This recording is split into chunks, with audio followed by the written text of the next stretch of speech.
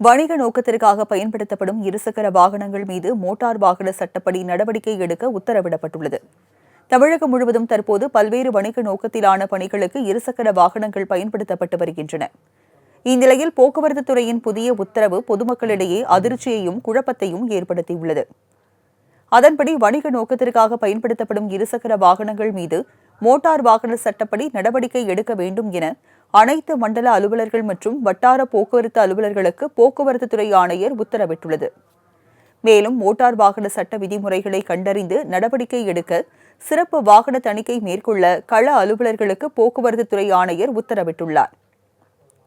இது தொடர்பான அறிக்கையை மண்டலம் வாரியாக தினசரி மாலை 7 மணிக்கு அனுப்பவும் போக்குவரத்து துறை ஆணையர் உத்தரவிட்டுள்ளது குறிப்பிடத்தக்கது.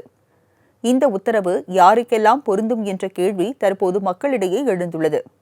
ராபிடோ எனப்படும் பைக் டாக்ஸி, ஸ்விக்கி, ஜொமேட்டோ போன்ற உணவு டெலிவரி நிறுவனங்கள் மற்றும் போர்ட்டர் போன்ற சரக்குகளை இடமாற்றம் செய்யும் நிறுவனங்கள் இருசக்கர வாகனங்களை கொண்டு தங்களின் வணிகத்தை நடத்தி வரும் சூழலில் குழப்பம் எழுந்துள்ளது.